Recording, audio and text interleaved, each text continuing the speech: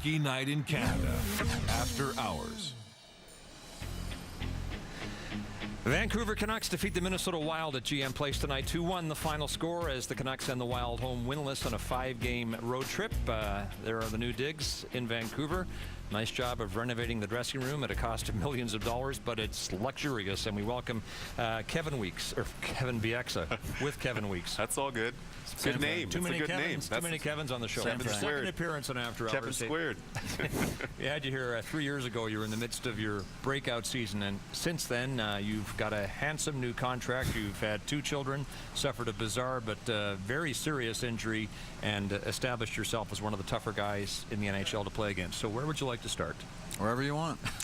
Start with the game. What'd you like about the Canucks tonight? I like our start, first of all. I think even though we get that bad bounce and we're behind 1-0, I thought we came to them for most of the period.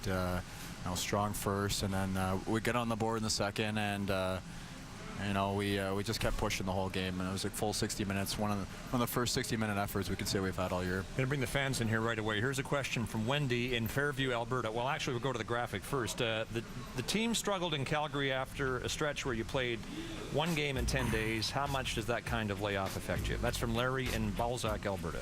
Yeah, when you're practicing every day, it's not the same. We're trying to simulate game situations as much as possible, but fact of the matter is you get a little rusty, and Kevin probably knows what that's like. Goalies not feeling game type situations, players aren't going back for pucks with pressure, and yeah, it wears on you a bit, but fortunately we have a lot of games in a short span here now, so it's time to rebound. This is the one I was going to get to earlier. This is from Monty in Craven, Saskatchewan. Do you feel that you play better when you are mad, or does that take you out of your game? It's an appropriate question because you had to be mad last night when you sat for a bit in the first period.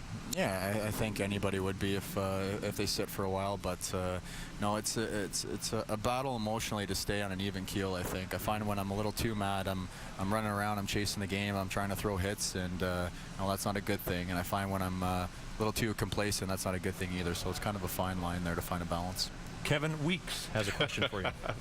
Listen, Kevin, love the name, by the way, but no, you're one of the most underrated shooters in my mind as a defenseman in the league. Everybody knows Surrey, everybody knows Shea Weber as far as having a big shot from the point, but for your size, you have a really big shot, and I've been saying all the time that I think you should shoot more and use your shot more because you can beat guys from the blue line. Is that something that you're going to try to do a little bit more this season? Your power play is doing so well, but are you going to try to take a few more shots and use that a little bit more?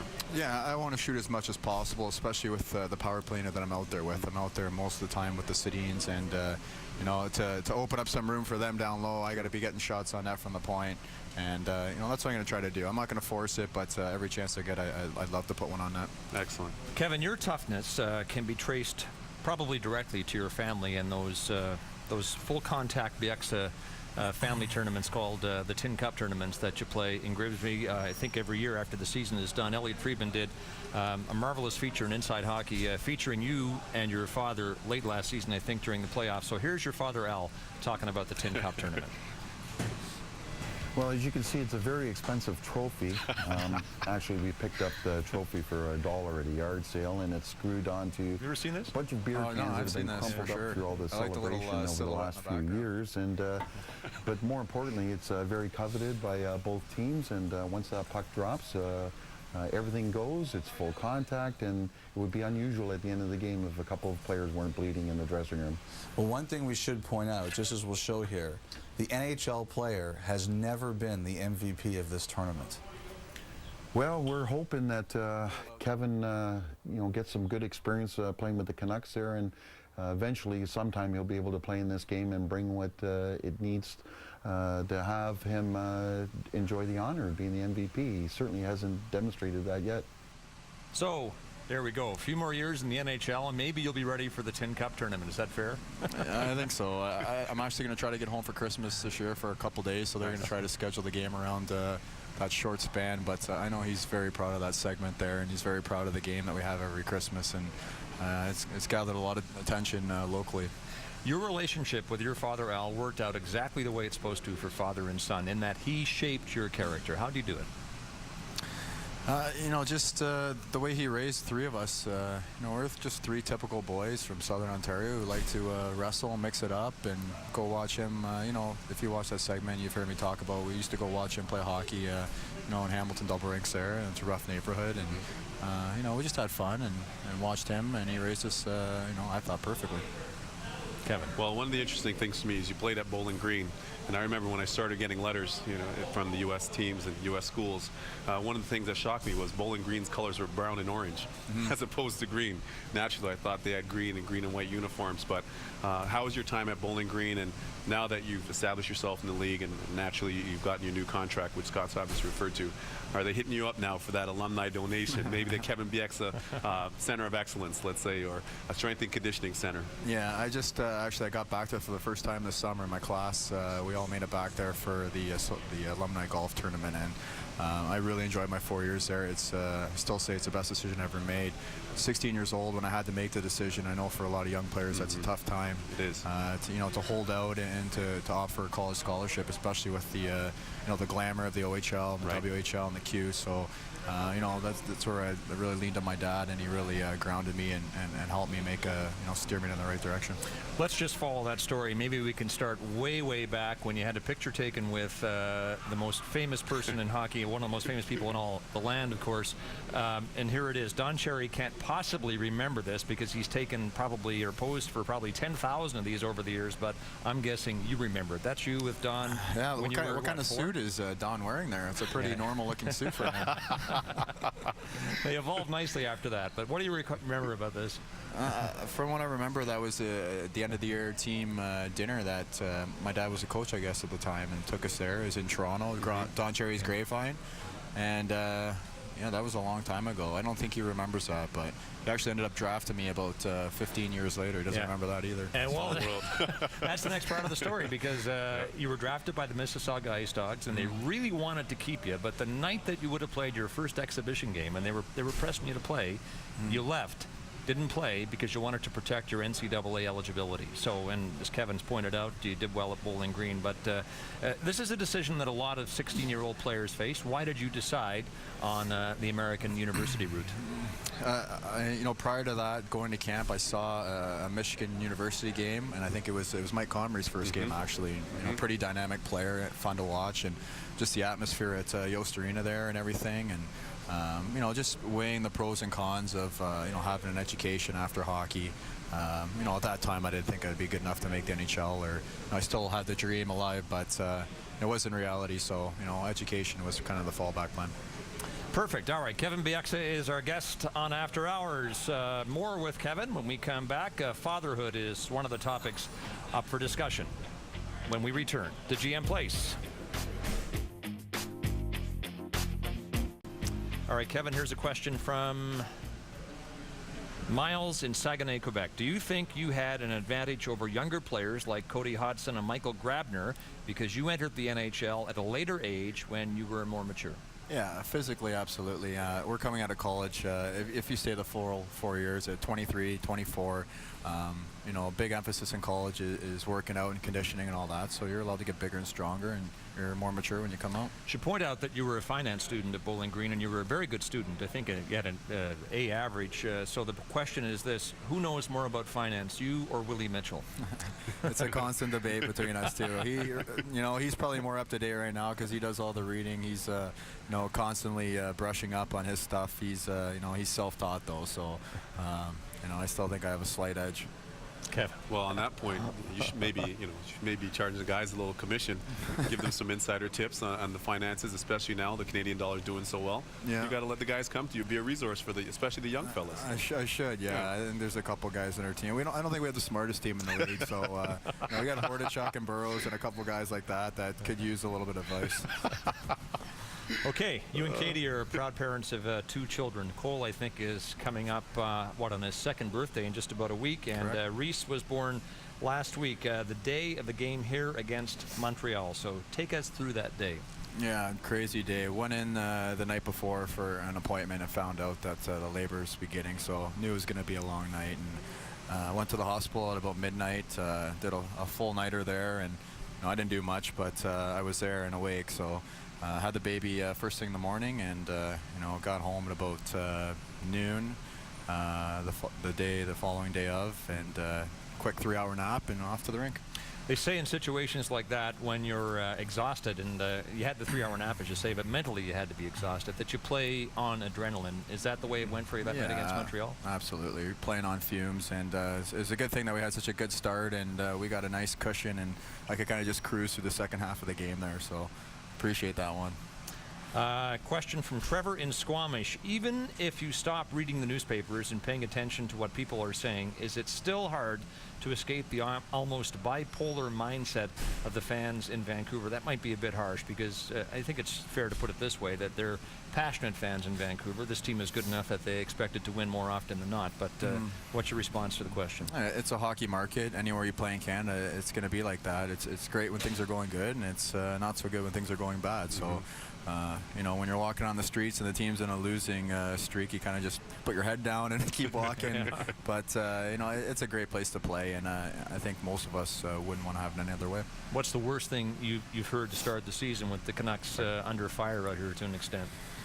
This season? Yeah. This season hasn't been too bad, because I usually have one of my kids with me when I'm walking, so the profanity is usually kept quiet. But in the past, I remember we had that 9-game losing streak last year at home, and going into the grocery store, my clerk who checked me out was giving me a pep talk on how I needed to play. Well, and was it good advice? I'll refrain from answering that. Exactly. You got a question? Yeah, I do. You know, where you guys stand now, obviously you guys are in the early part of your season. You're trying to take some next steps, and have had some injuries, obviously, with Daniel being out and some of the young guys coming in. But I've been really impressed with young Mason Raymond and how he's played. He looks a lot more confident. What are your thoughts? What are you guys as veterans doing to help incorporate some of those young guys into the lineup? You know, I think Mason really grew as a player last year in the playoffs. I think he had a tremendous playoffs for us. He kind of found his niche on our team there. He's been, you know, tremendous on the penalty kill, and then, you know, this year I think he's found himself early. He's using his speed a lot. He's on, you know, a great line tonight with him and Ryan and Michael, and you know, it's a lot of speed there, and he's learning how to use it. He puts a lot of pucks on net, and I've always said he's going to be a great player in this league for many years. Listen, the last time we had you on this program, as I mentioned earlier, it was 3 years ago, and you asked me, and I respected this wish, to stay away from the story of the scrap with Fedorov in Manitoba. But since then... But now you're coming back to it. Well, no, it's since then. It's been all over the internet. Brian Burke, who used to be the GM here, as everybody knows, loves telling that story with gusto, so will you tell it now? I think everyone knows the story. I don't think we have to dwell on it. But we haven't heard it from you. Yeah, it's one of those things where... you know, I'm not proud of it, and if there's children watching at home, it's not something that I would condone. I don't think getting into a bar fight is the right way to make an impression in an organization. So even though it worked out for me, you know, it's not something that I would push onto young kids. It's all in the details, and not to go too deep into it, but enough to know that Fedorov and you had an argument at a Moose function, and you actually hadn't played a game. You'd been called up from Bowling Green, right? And they weren't sure they were going to sign you. Healthy scratch, back-to-back games. You absolutely did your best to avoid this confrontation, but he was intent on taking it outside. And all the players looked out the window, and there was Fedorov, having been, you know, hit, and he was laying on the ground. But you did your best to avoid it. Now you're terrified. I got the story, by the way, from your father Al as well. You phoned home that night. Kessler just. I can't go into what he said. But anyway, you phoned your father Al. He was so upset, and so were you, because you said to him, I'm in trouble. I just punched out the most skilled player on the team. I don't know what the Canucks might cut me, and Al couldn't go to work the next day. You were worried all day. Brian Burke hears from Steve Tambellini that Bieksa's worried, and Brian apparently says, I love that kind of character. Sign him right away. Does it bear any resemblance to the truth? And there's the story right there. It's a pretty detailed description. Let me ask you a question. Today, I don't know if you noticed this, Scott, but in all the rinks that we've been in so far, this had the best music. You got your warm-up music was great. The atmosphere was hype in here today.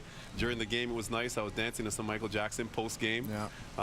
How does that feel as a player? Because, you know, we play in some arenas where the music isn't quite the same. What does that do just for your energy and the vibe in the room for the guys? No, it's great. We feed off of it. And DJ Dave, who's the guy who runs the music, he's in our dressing room often, and he's asking us what kind of playlist we want, and he's very receptive to what we want. He does a great job with it. Awesome. All right, one more segment coming up with Kevin. We'll head to break now and return with Kevin Bieksa of the Vancouver Canucks joining us on After Hours. More to come.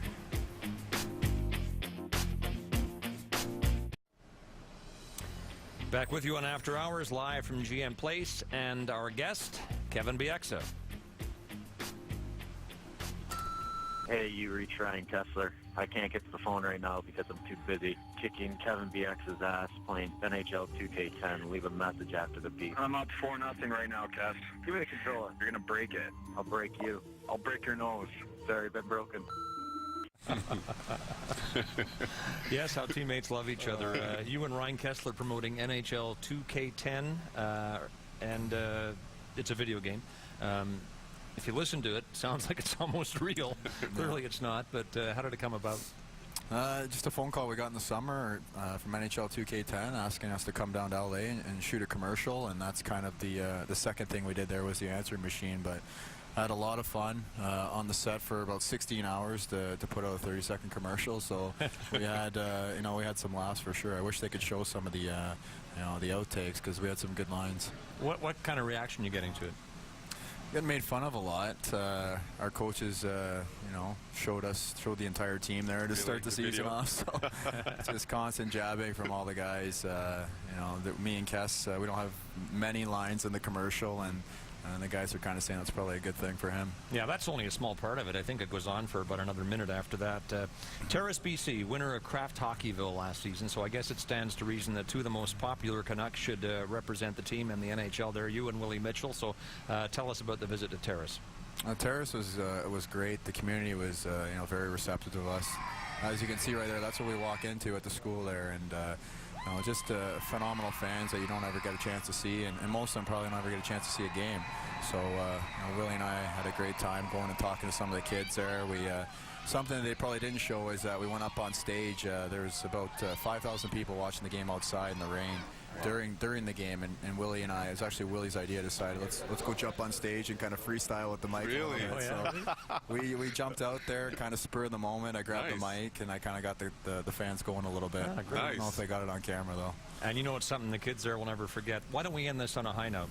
Talk about the injury you suffered 2 years ago, because I mentioned at the start of the game, or start of the telecast, it was very bizarre, but very, very serious. And it was Vernon Fiddler slicing your calf here in a game against Nashville. You could see right away it was serious, but even 2 years later, does it hurt to look at this? It looks pretty innocent though, watching it over. I've watched it many times, and I remember going into the boards, it just kind of felt like he kind of just hit me with the skate, and it was more of a bruise, and then I kind of went to stand up and my leg gave out and saw some blood there and knew that wasn't good. So it was an ugly one, and Sammy Salo unfortunately went down about 10 minutes later with another bad injury. Both of us were in the hospital together. We both he visited me before surgery and went in back-to-back surgeries.